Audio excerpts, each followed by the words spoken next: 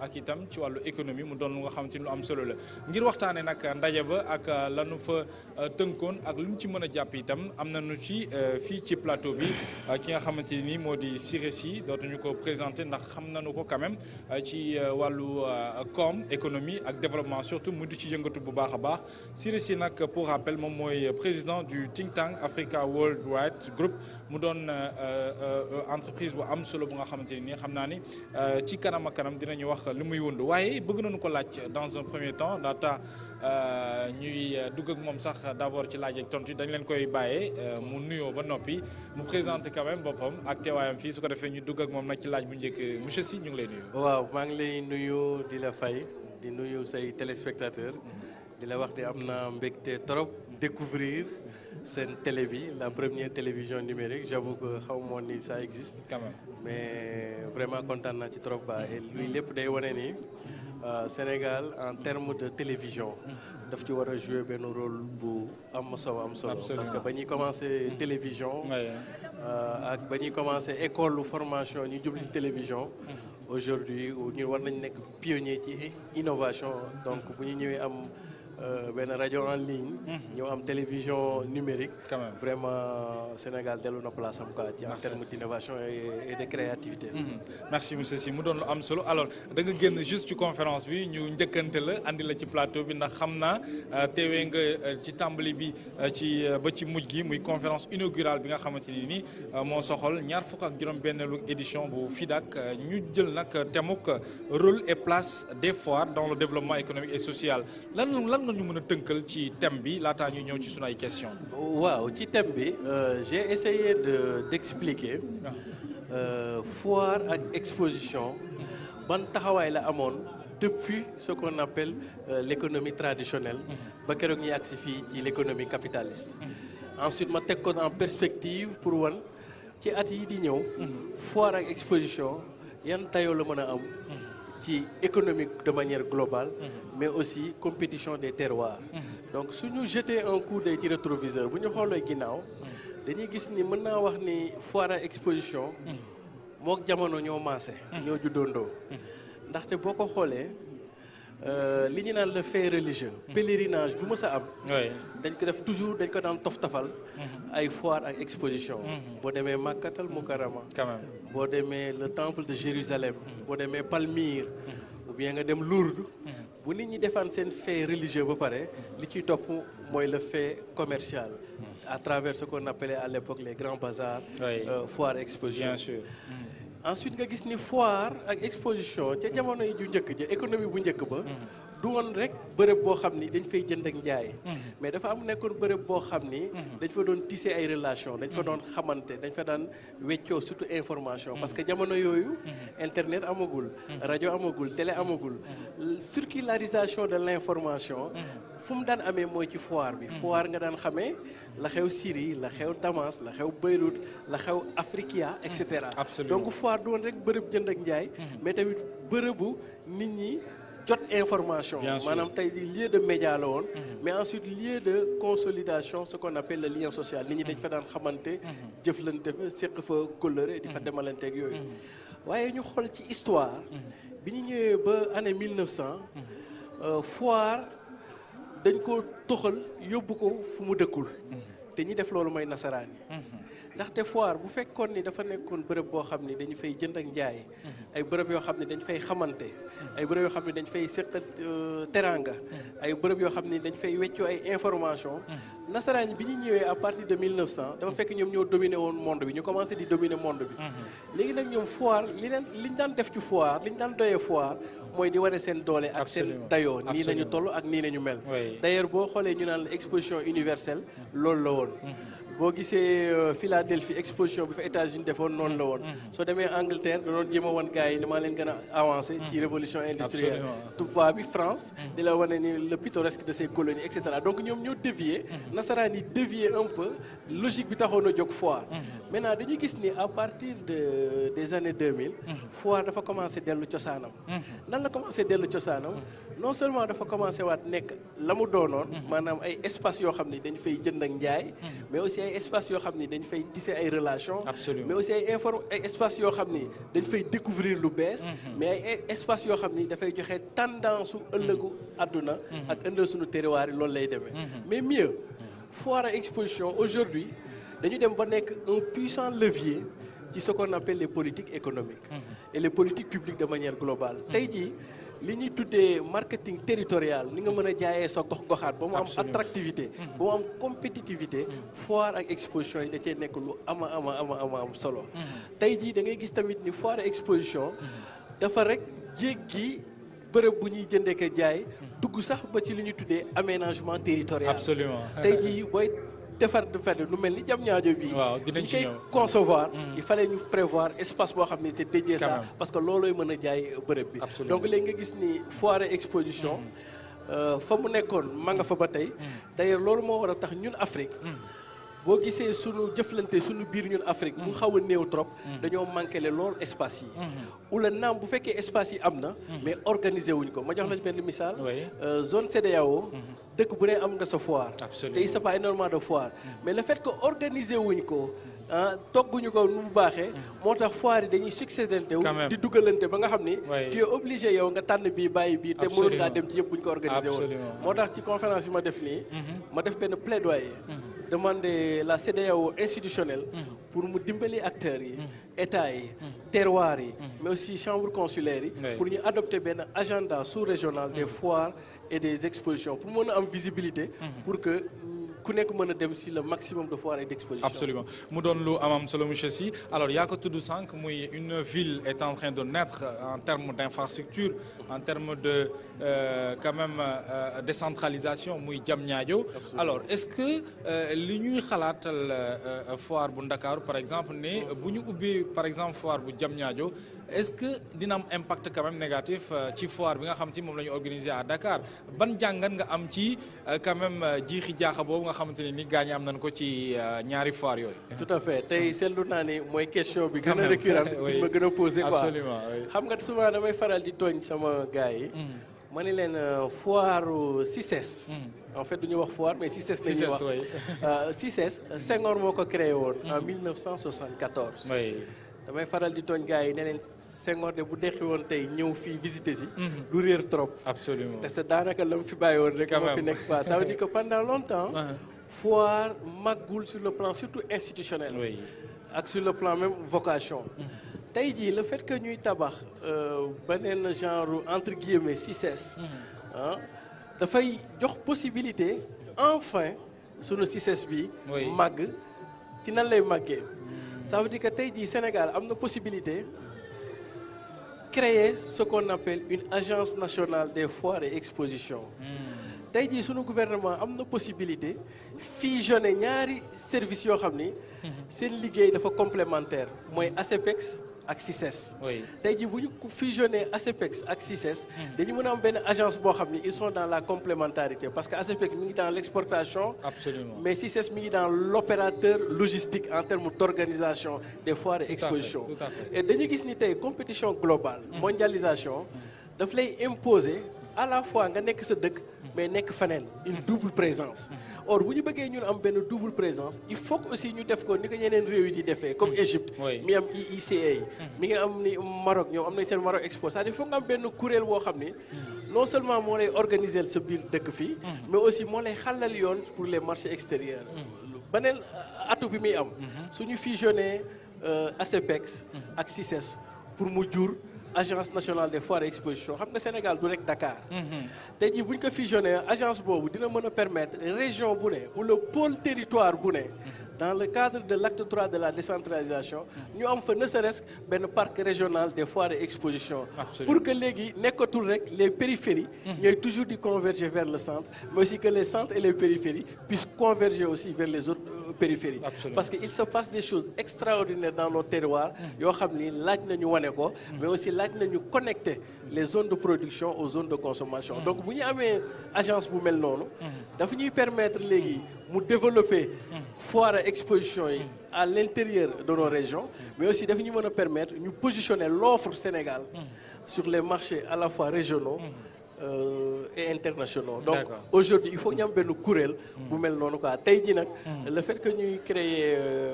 pôle bi fële au lieu que nit ñi di xalaat naan CICES day dee au contraire CICES tey la war a gën a mën a judd mais ci kaw ñu def benn réforme institutionnelle quand même mu doon lu am solo mu doon ay réflexion yu nga xamante ni quand même Sikul yéen a ngi ciy liggéey quand même ngir buñ ci tolloo amaana lanu ci yokk ci wàllu xalaat ak ci wàllu concrétisation du sore noonu mais dañuy dégg souvent foire donc sénégalais yi dañuy dégg foire mais xamuñu exactement lan la foire mën a quand même apporter en termes d'économie justement au niveau du Sénégal alors loolu itam jar na ñu laaj la ko yow mi nga xam te ni peut-être sax xam-xam màcc na jëm ci wàllu géoéconomie alors naka la foire quand même mën a booster économie réew loolu il faut que nga tontu ci waaw dama lay jox benn misaal bu njëkk ba nit ñi bu ñu daan dem di bitim réew di jëndi dañuy dem Damas nañ jëm Syrie dañuy dem Beyrouth ca Liban dañ daan dem Tripoli comme dañ daan dem Caire mais boo xoolee léegi jamono de plus en plus nit ñi dematuñu foofu mais ñi ngi dem Dubaï ñi ngi dem Émirats arabes unis ñi ngi dem et cetera ça veut dire que mel ni ay tendance lay doon très bien foire ak exposition dafa déplacer le pouvoir d'achat des pays de la rive méditerranéenne vers les pays du Golfe tey jii su ñuy wax Paris naan c'est la capitale mondiale de la gastronomie bu ñuy wax Las Vegas c'est la capitale mondiale des innovations technologiques avec le fameux CES. Bien sûr. Mais bu ñuy wax aussi Kinshasa ou le Brazzaville que c'est la capitale mondiale de la SAP comprenée par la société des ambianceurs et des personnes élégantes qui signifie la SAP. Ça veut dire que aujourd'hui compétition globale bi ñu nekk nii il faut que nga tànn ci benn segment boo xam ni yow en tant que état foofu ngay teg sa loxo pour mën a génn ci compétition globale bi ça veut dire que li ma la bëgg a expliquer bu njëkk ba foire bërëb bu jënd ak njaay rek la woon et puis effectivement loolu mooy cœur de métier parce que foire bu leen fàtte ni dafa bëri ay acteurs yu intervenir am na ñoo xam ne dañuy ñëw pour jaay seen marchandise écouler ko réaliser benn bénéfice parce que misaal tey jii dafa mel ni Sandaga moo toxu ñëw foire donc foire daf lay mën a permettre nga amandoo ay consommateurs yu bëri dans un espace réduit donc mën nga plus que tu as des consommateurs mën nga def ay marges mais foire aussi dafa am ay acteurs yoo xam ne bu ñu fa ñëwee du jënd ak njaay moo lay intéressé c'est pour nouer des partenariats d'ailleurs loolu mooy tax ñuy organiser ay B2B ça veut dire que kii ñëw jaay taxu koo jëkk mais contact moo ko tax a jóg pour su demee ba foofu mën ko fructifier am na keneen koo xam ne day ñëw foire li ko tax a jóg mooy marketing pour que nit ñi xam produit mag yooyu commencé ko consommer moo tax ngay gis ñuy def di distribution donc acteur bu ne ak sa objectif bi la indi ci foire rencontre d'échange et de commerce de prise de contact et cetera maintenant tey jii foire dem na ba nga xam ne nekkatul rek seulement espace su jënd ak jaay ak espace su jël rendez-vous ak espace su jël partenariat mais dafa bokk sax si ci configuration nan nañ mën a jaayee benn dëkk tey jii dafa am benn activité économique bu ñu tuddee le tourisme d'affaires maanaam tourisme d'affaires mooy en même temps faire d'une pierre deux coups nga ñëwaale tourisme en même temps ñëwaale liggéey tey jii dëkk yi la gën a mën a gagner marché boobu mooy dëkk yi la gën a mën a offrir genre plateforme yu mel ni ay foire et exposition parce que en ce moment les gens vont se dire que ok damay dem vacances dëkk bi mais mën naa ci profiter wala demale seen foire ba lay jël c'est d'autant plus vrai que économie mondiale bi ñu nekkoon at yi ñu génn yëpp même siècle yi ñu génn mi ngi toogoon ci ce qu'on appelle les matières premières mën na nekk mine mën na nekk pétrole comme mën na nekk gaz mais actuellement ak at yi ñuy dem li yëngal économie mondiale du rek loolu c'est ce qu'on appelle l'économie des services l'économie du service ou l'économie des services à la personne maintenant ci économie boobu nag affaire yu mel ni foire exposition daf ci nekk affaire bu ama doole et puis tey jii sa benn espace boo ko bëggee jaay foire non seulement bokk na ci critère pour nga mën a la compétitivité et la viabilité des terroirs mais aussi foire et exposition mën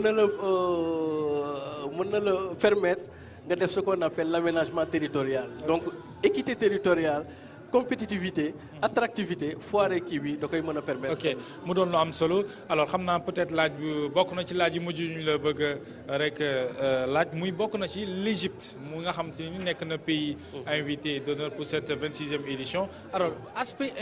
pays invité d'honneur bi parce que souvent itam nit ñi duñu xam importance am ñi ñu laal tuuti ci wàllu géopolitique bi alors naka la lan mooy particularité un pays invité d'honneur au niveau de la foire. waaw damay rappeler ni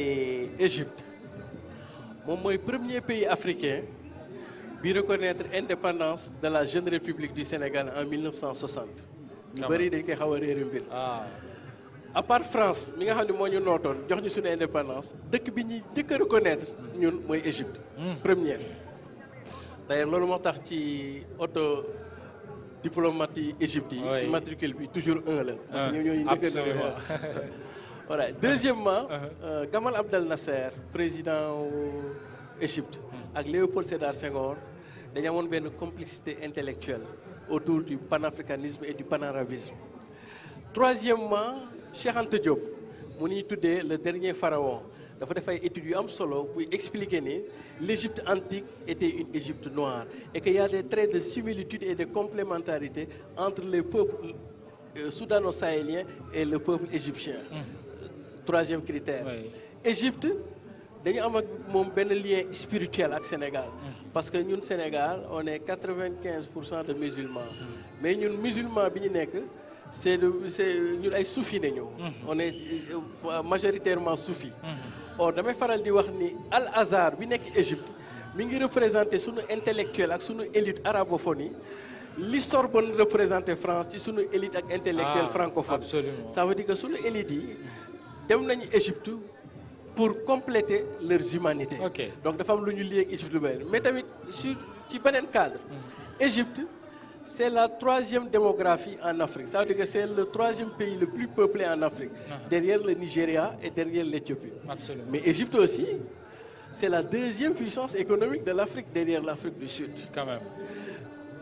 L'Égypte mi ngi participer foire depuis 1990. Wow. et de manière très régulière musul rate benn foire. oui. ren jii en tant que pays invité Égypte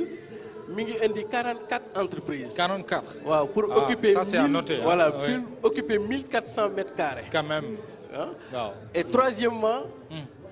de plus en plus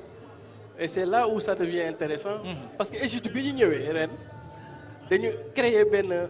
événement culturel. parce que souvent dañ créer benn événement. benn événement culturel. et d'ailleurs Égypte a compris que bu ñu nekkee ci jamonoy mondialisation la meilleure manière d'accéder aux biens c'est de passer par le lien. or ils ont montré que l'Égypte n'est pas seulement intéressée par la conquête des territoires et des parts de marché, mais l'Égypte est aussi intéressée par la conquête des cœurs, en partageant le lien culturel. Absolument. Donc moo tax ñoom indiwuñu rek ay produits manufacturés, mais aussi dañuy indi ay produits et services culturels. Et ce qui m'a le plus aimé dans ñoom kii bi donc nga gis ni Égypte. suñu ko nommee pays invité hôte, c'est à quelque part le mérite récompensé. Il y a beaucoup de choses qui nous lient à l'Égypte. Quand même mu doon lu am solo xam naa question bu mujj mooy ñu ngi jëm peut-être ay éventuelles foires yi ñëw. su doon yow yan la ñu war a changer quand même ci foire bi ak bu mu mënti doon su ko defee ni nga ko waxee foire bi gën a weesu bi parce que souvent la même chose la ñuy gis. alors bu fekkoon am na aspect bu ñuy changer par rapport ak foire bi bon lan lay doon par exemple nga xam te lu majeur la pour que foire bi di gën di émerger quand même. pour que waaw xam nga foire CICES. oui dafa manqué quelques rendez-vous historiques. oui. d'ailleurs yéen a ngi xool ni CICES am na benn instant sax dañoo dagg benn partie ci CICES. président Abdoulaye Wade dafa dagg benn partie ci CICES. jox ko ay kër. tey CICES amoon na benn façon taxawaay bu mu doon taxawaay réserve foncière am bi mënoon na ci imaginer tabax ci sax ay résidences. quand même wala ay hôtel nga xam ne nit ñi bu ñu ñëwee foire. du ñu dem di génn du ñu dem di fanaan seen magasin yooyu mu mën a dem. réceptif. ça veut dire qu'il a manqué. dans la gouvernance du centre international pour le commerce extérieur un peu de l'audace et de l'innovation. donc tey jii li ñu war a def mooy li ma wax léegi Sénégal bu bëggee CICESam mag CICESam nekk ci beneen level ni koy boy di waxee il faut que ñu passer statut CICES. ok Il faut ñu dugg ci benn genre agence boo xam ne mission mooy beaucoup plus large. Absolument. Et c'est beaucoup plus profonde. Ouais. Ça veut dire qu'aujourd'hui tey il faut que ñu xool pour faire de l'animation économique. oui Parce que Diamniadio boo xoolee aéroport bi commencé na fonctionnel. bien sûr Mais dëkkuwaay yi commencé gul fonctionnel. Administration bi commencé wul fonctionnel. Maintenant diggante boobu dans l'intervalle. Quand même. lii mën a jëmmal kii bi. Ouais. ce sont genre rencontre yi. Absolument. Donc il faut que pour man même bu fekkee il faut ñu def tout ba dans les 2 ans. ñu pare foofu commencer di délocaliser les activités. Les activités yi ñu mën a tisser ay relations au niveau de la plateforme de Diamniadio. Je vous remercie, Monsieur Sy. Monsieur Siré Sy, je rappelle que vous êtes le président du Think Tank Africa Worldwide Group. nga jógee fraîchement nii ci conférence inaugurale bi nga xamante ni moo soxal 26e édition de la foire internationale de Dakar au niveau du centre international de commerce extérieur du Sénégal muy CICES ci thèmuk rôle et place des foires dans le développement économique et social. Je vous remercie. La télévision Dakar TV quand même internationale, la première chaîne numérique au Sénégal, comme j'ai l'habitude de le rappeler, mi ngi lay remercier quand même ci sa disponibilité ak vraiment li nga am ci wàllug temps may ñu ko ci plateau bi bu doon lan mooy sa kàddu gu mujj waaw. waaw xanaa di leen féliciter di leen encourager.